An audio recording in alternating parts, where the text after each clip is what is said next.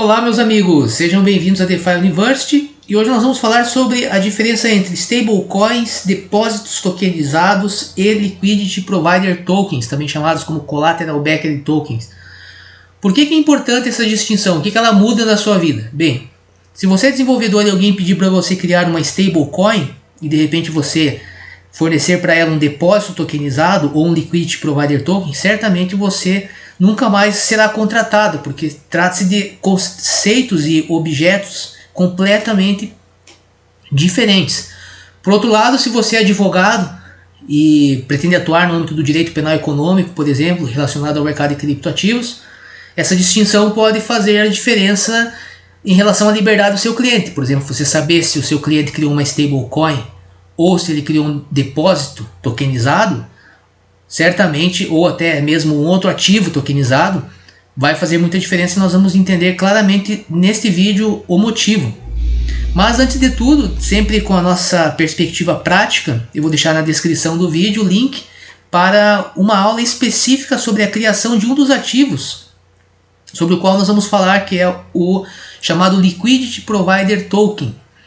Neste vídeo você vai aprender de graça a montar, a programar um Liquidity Provider Token.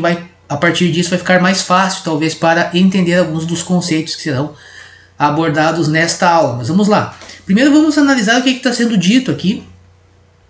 Nesta matéria nós vemos que é dito que bancos poderão usar stablecoins para contornar risco de crédito trazido por real digital. Logo abaixo diz que, segundo Fábio Araújo, os bancos poderão tokenizar depósitos para garantir liquidez para empréstimos. Bem, estas informações aqui, e aqui abro um parênteses, né, para deixar bem claro, por que você não pode citar geralmente matérias de jornal em trabalhos acadêmicos? Porque quase que em regra o jornalista ele não quer informar você acerca de aspectos técnicos. O que essa matéria faz? Basicamente ela diz que o Banco Central está fazendo alguma coisa. E essa coisa é relacionada ao mercado de criptoativos. Agora você não pode levar a sério essas distinções aqui, conforme eles estão empregando, porque nós vamos ver que não faz qualquer sentido. Há uma diferença extremamente gigantesca entre uma stablecoin, por exemplo, e um depósito tokenizado. E vamos lá entender melhor qual é essa diferença. Vamos começar pelo mais simples, que são aqui os depósitos tokenizados. E aqui não vale só, o que eu vou falar agora não vale só para depósitos tokenizados. Vale para qualquer ativo que você pretenda tokenizar, seja um imóvel, seja um contrato qualquer, ou seja, vale para tudo. O que é tokenização? Tokenização é um processo de você construir um token. Esse token geralmente ele segue o modelo básico, é o modelo ERC20, certo? Mas você pode utilizar outros padrões, certo? Ou seja, ele é algo que é criado segundo padrões. E na medida que você cria este token, esse programa de computador, tecnicamente, você pode utilizar ele para representar um outro ativo, certo? É nada mais do que aquela relação do símbolo e daquilo que o símbolo representa. Isto que é tokenização. Ah, mas isso já não pode ser feito com contratos digitais tradicionais? Pode ser feito. A única diferença, no caso da tokenização, é o modo como este contrato digital, que nós chamamos de smart contract, é armazenado e transferido, certo? Aí aí você tem que analisar uma série de coisas que nós vamos falar aqui, por exemplo, qual que é a rede que foi utilizada, né, que esse token está sendo negociado, uma série de questões, mas essa é a questão importante que você precisa entender nesse vídeo. Tokenização nada mais é do que criar um token e utilizá-lo como símbolo para algum outro objeto ou ativo. No caso aqui, por exemplo, está se falando em depósitos, ou seja, você tem um depósito qualquer e você vai utilizar um token para representar este depósito. Perfeito?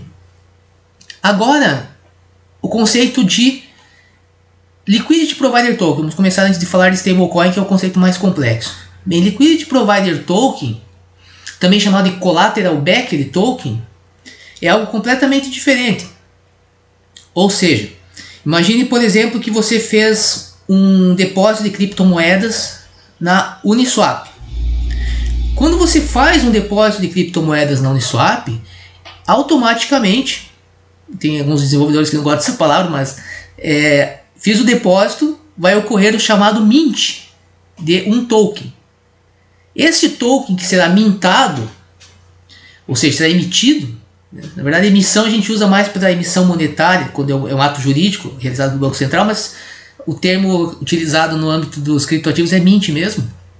Ou seja, é criado este novo ativo, e esse novo ativo ele é transferido para a carteira do depositante, certo?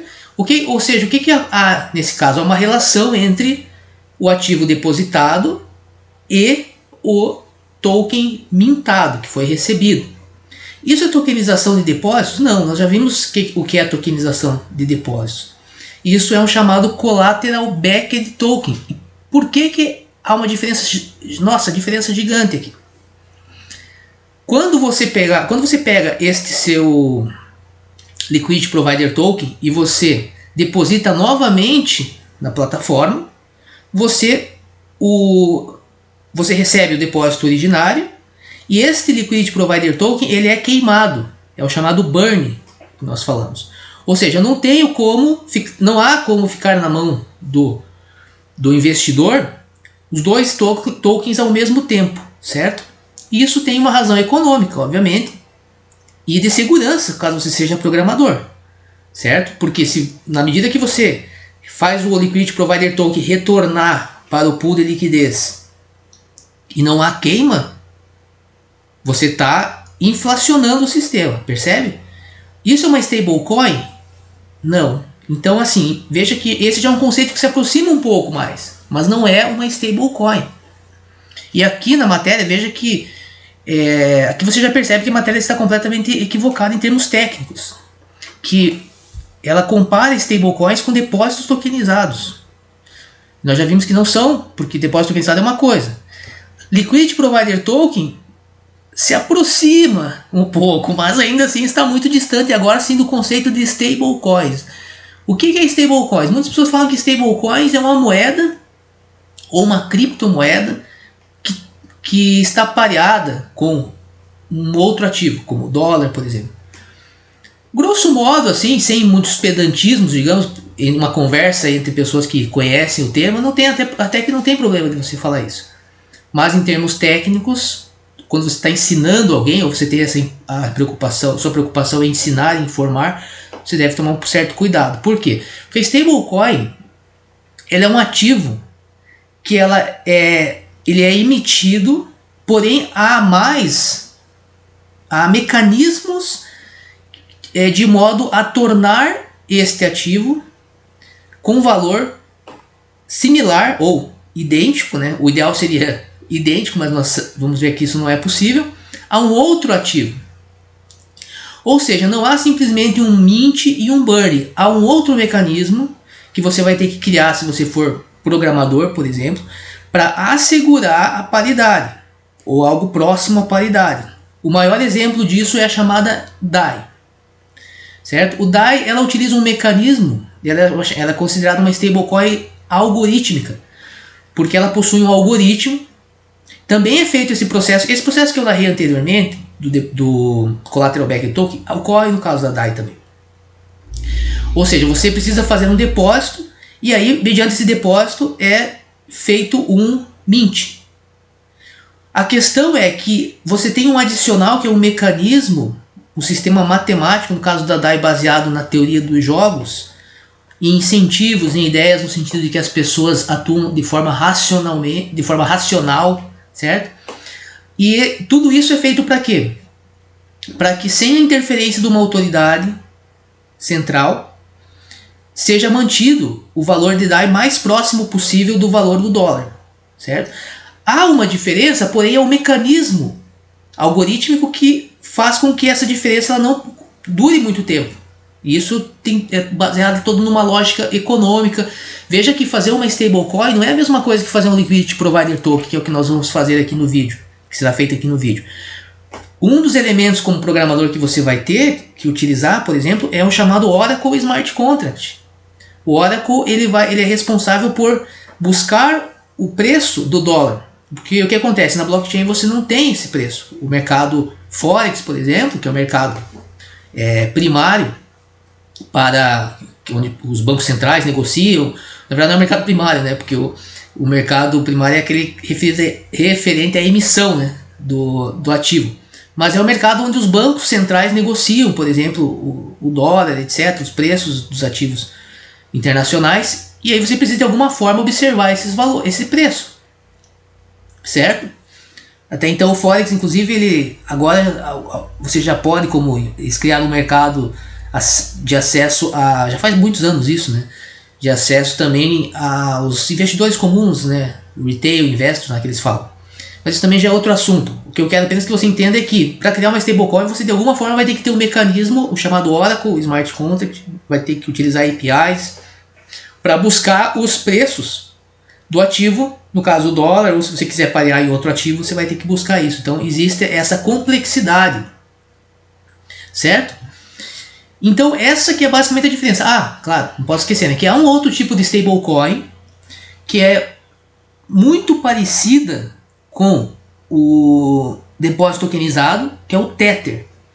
Ou seja, você tem o Tether, é um ativo, um token, padrão ERC20, por exemplo, e afirma-se que esse Tether é emitido sempre com base em uma reserva de dólar, certo?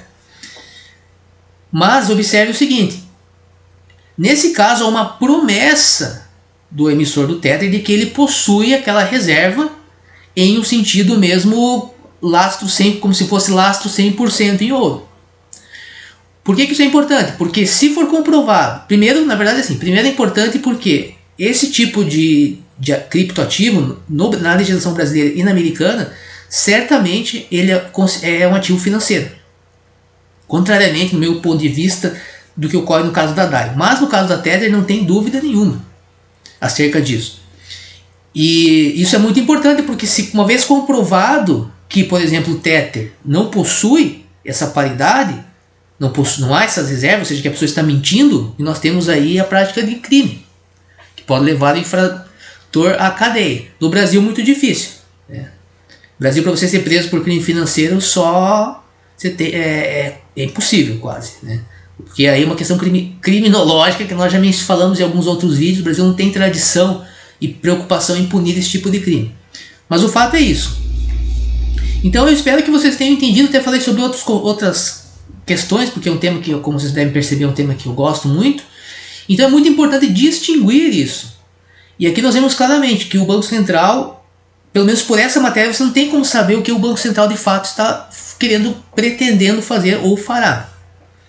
É muito possível que será realmente alguma espécie de tokenização de depósitos, certo?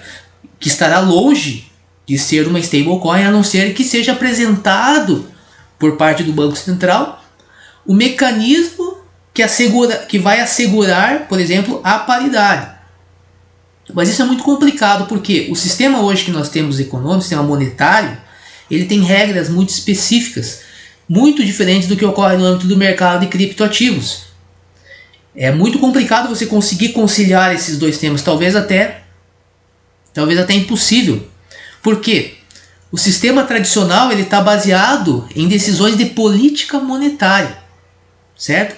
Então, basicamente é isso, tá? Então espero que vocês tenham compreendido essas distinções e que fique a dica, ó. Esse é o assunto que você não estuda, você lendo apenas blogs ou matérias, não vai te tornar um profissional da área. Você precisa fazer cursos específicos. Nós da DeFi University temos um curso específico em programação para finanças descentralizadas, que já está aí com mais de um ano. E obviamente que no mundo inteiro, caso você não tenha dificuldade com o inglês, você tem cursos aí muito aprofundados, né, sobre isso. Eu estou sempre fazendo cursos, procuro trazer, inclusive, fazer uma compilação daquilo que eu acho mais interessante e entregar para os alunos, né, de uma forma mais didática possível, né? Sempre é um processo. A gente sabe que esses conceitos são razoavelmente difíceis, né? Mas é isso aí, pessoal. Então eu espero que vocês tenham gostado do vídeo. Não deixem de se inscrever no canal, né? Compartilhem, por favor, este vídeo, porque alguns vídeos que eu coloco aqui na DeFi University, eles não ficam de forma indeterminada e muitas vezes eu ensino a criar coisas muito interessantes, certo? Coisas que eu aprendi, que eu paguei, valores muitas vezes que equivalem ao valor que eu cobro no meu curso, e as pessoas não compartilham aquilo. Mas você vai analisar, você vê que tem 6 mil, 7 mil visualizações. Aí você pensa, bem, o vídeo não deve ser interessante, né? Porque você tem um monte de gente vendo, ninguém está curtindo, ninguém está compartilhando, então acho que eu vou tirar. Aí você tira o vídeo e você recebe 4 mil, 5 mil pessoas reclamando, falando por que o vídeo foi tirado, que ela estava aprendendo.